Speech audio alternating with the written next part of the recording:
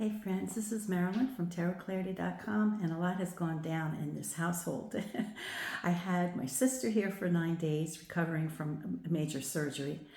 I had one of my granddaughters, my daughter's daughter, here for 3 days. Then my son and his whole family had to come here for a total of 9 days because their house flooded, and it was just everything was floating around in 3 inches of water when they discovered it.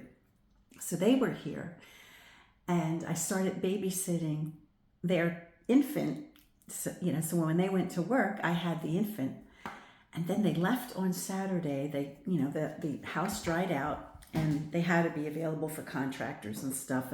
We insisted that they could stay, but they felt it was time to go back, and thank God they did, because they left on Saturday, and then Sunday I get a call from my son. He says, "Ma, we all got COVID."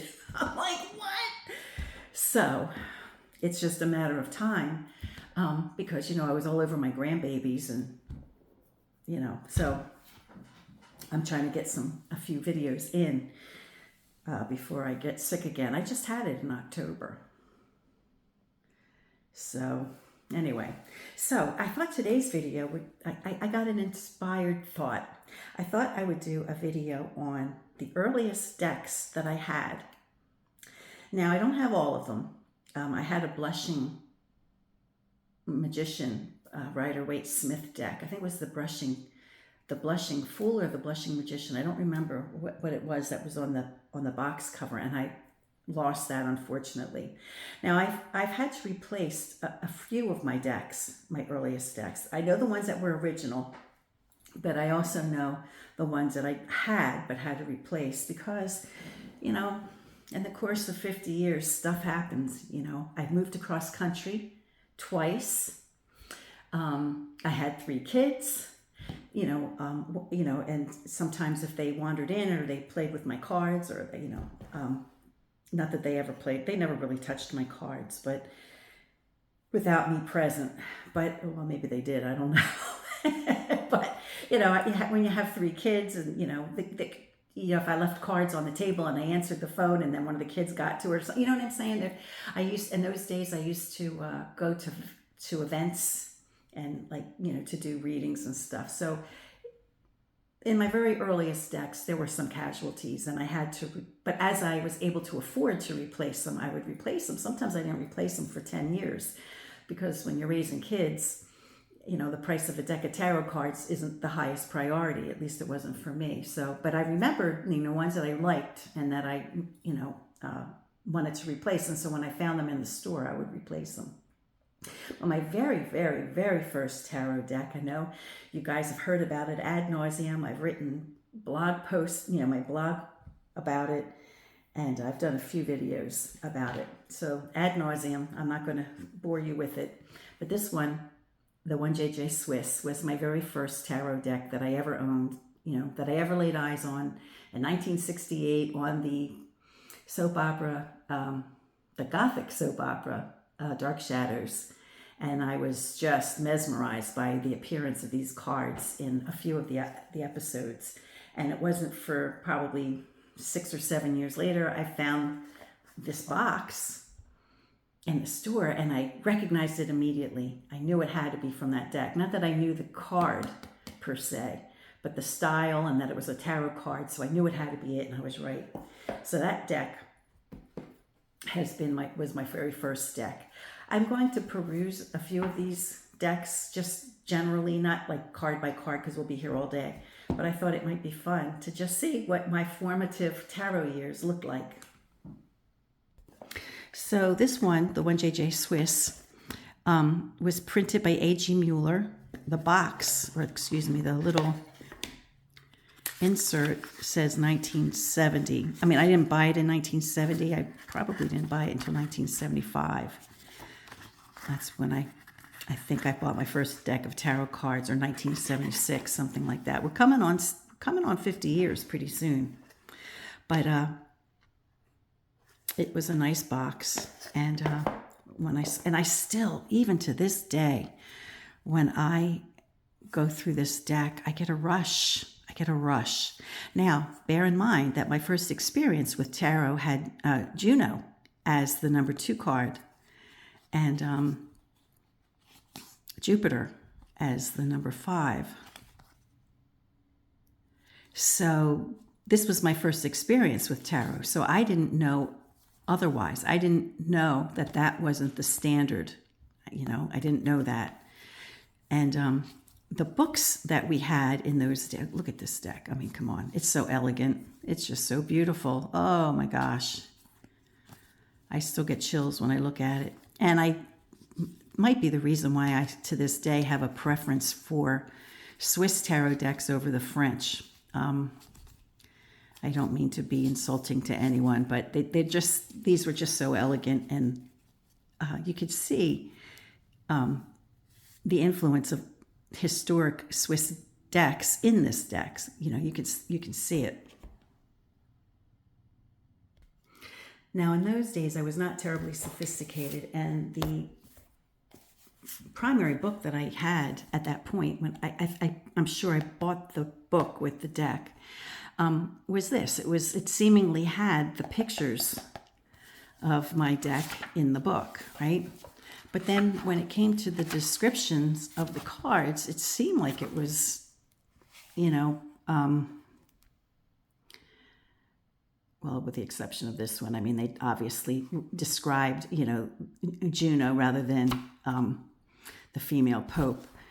But the meanings, they gave this, I think they gave pretty much the same meanings that you would find in a random book on tarot, the Rider-Waite Smith Tarot, if I'm not mistaken. So, although this book was created for this deck, it seemed like the descriptions were the kind of just the way they wrote about the meanings and stuff was kind of for Rider-Waite Smith. I kind of remember that being the case. Then there were some decks that came with their own books, which I bought those. And then I found a book of tarot perusing the bookstore one day, and it was The Tarot of the Magicians by Oswald Wirth. So it was the closest thing to my tarot deck that I could find, There wasn't a whole lot available, and just about everything that was available was Rider-Waite Smith. So I bought this and tried in earnest to figure out how to do Kabbalah and, all that. But I really enjoyed reading the book. I really enjoyed the exercise in hearing what was said and what magic was herein, And it was only for the Triumph cards that the pips didn't exist with the Oswald Wirth deck. He only created the Triumph cards or the Trump cards. Okay, so anyway, my bad. I got off on a tangent there. Probably the second deck I ever bought that was TDM style or pip style was the Classic Tarot. Now, the box that I have it in is a really old, decrepit box, but it's for another deck. It's for this one. So I apparently had this in an older version, but probably came in that box. And when I realized that cards were missing or, I lost the deck or whatever, I replaced it. And then the box that I had for that probably went to store this Tarot Classic deck. Now this one, I love this one. Now it's a sentimental favorite, just like my 1JJ Swiss is. Now you'll notice that the publication gave it modern names and not, the proper names. But at least they got justice and fortitude, right? I appreciated that, because a lot of times when, decks are mass produced for pip style or TDM style, they still screw it up. They still put the wrong thing, or they end it with pentacles rather than coin. I guess I didn't put this deck in order. But it's such a beautiful deck. Oh, I love this deck. Then another deck that I bought soon after was this one, just the Tarot of Marseille by Fournier. And I learned early on that Fournier on a name, a deck, was a quality deck. Now, I had an earlier version of this. This was just another casualty of, you know, raising kids, moving across country. And when I was able to replace it, I replaced it when I found it, you know, in a store. But this one, the suits were color-coded. And I thought that was I thought that was very interesting, you know, because it never had occurred to me, you know, at that point when I was using these cards to, you know, but it forced me visually to see the suits in a different light from one another. Then when I saw the Oswald Wirth deck that I had a book for, I bought that. Now this one had, I guess it was, sorry, my light is on a clapper because my granddaughter insists on clappers. There we go. For the light. At any rate, it's a long story. So I bought this one. And I was happy to use it with all the pips, even though I knew that it wasn't authentic. And these cards were recreation. They weren't. I've since owned now a few Oswald Wirth decks that are, you know, very accurate reproductions of his, or recreations of his deck. But I was happy to have this because it was like the only game in town. Then another deck by Fournier, the Spanish Tarot, I had bought doubles of.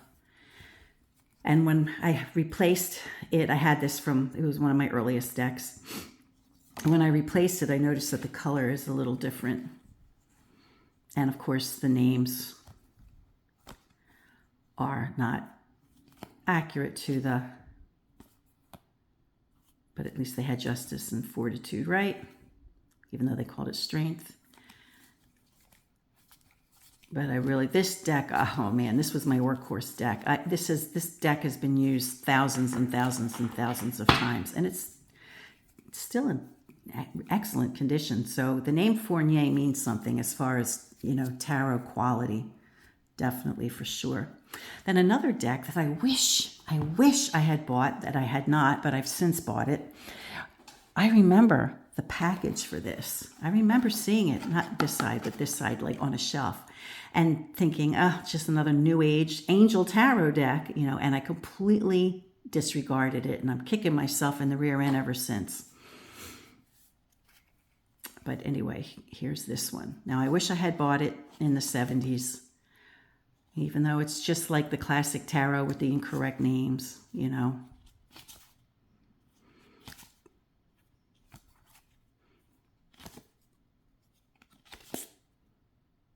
But again, they had justice and fortitude, right? So I give them credit for that.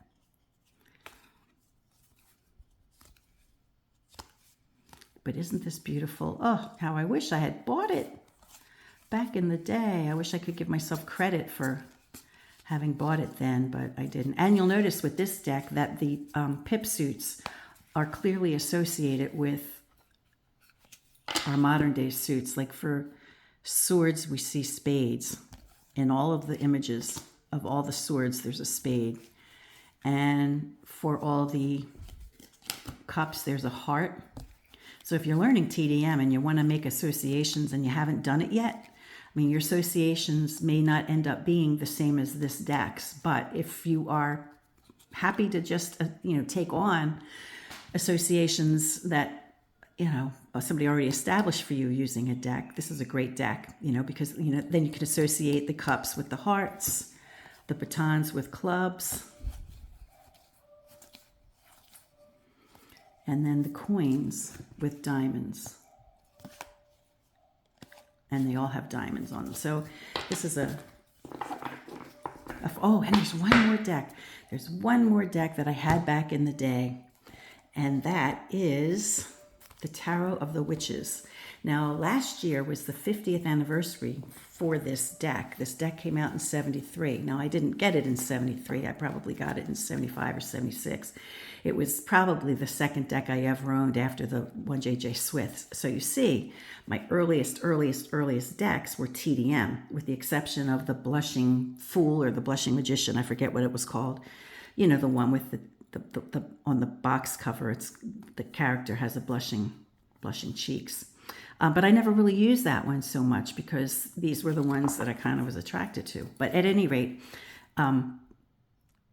this deck, I did a video on it in 2022 saying, run out and get it because it's going to be 50 years and then the prices are going to go up. And they did. I have an original copy from the movie. This was published for the movie, the James Bond movie, Live and Let Die. And I've shown that deck side by side to this one and I've showcased that deck a few times. I just have the one that I bought. And you know, I'll tell you, I didn't buy the movie version when I saw it because I thought it was tacky that it had 007 on the back. Oh, kicking myself in the rear end ever since on that too. And so I skipped it, and then when I saw that it came out with these plaid backs, yawn, how boring, I bought it. And this one also has the suits color-coded. And I just, look at this. I love the suit of cups. I think I've done a few paintings where I've used these cards in the painting.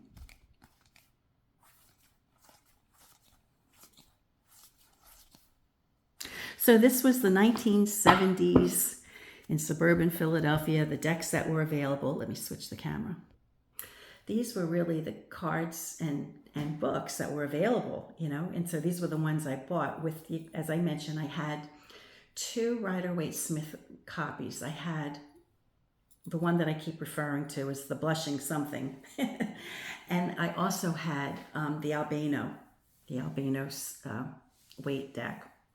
So those 2 I had, and I had a few books that went with them, but you know how when you see something and you become enchanted by something, this just became my standard, you know, and so when I found, you know, PIP style decks or TDM style decks, I just went to them, and that's how I learned. You know, I learned there were variations between the female Pope and Juno. And then I learned too that the modern name was the High Priestess. You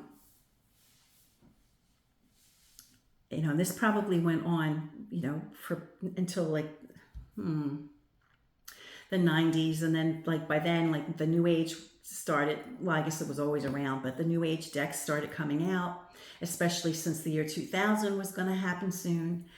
And, then there became all kinds of decks that I bought, you know, but they weren't these kind, you know. So these kind were far and few in between. And, you know, Pip style. I know they came out with a Burdell in the 90s, perhaps. I don't know what year this came out, but I had an early version of this one too. But I don't know what year this one, but I had an early version of this that I had to replace.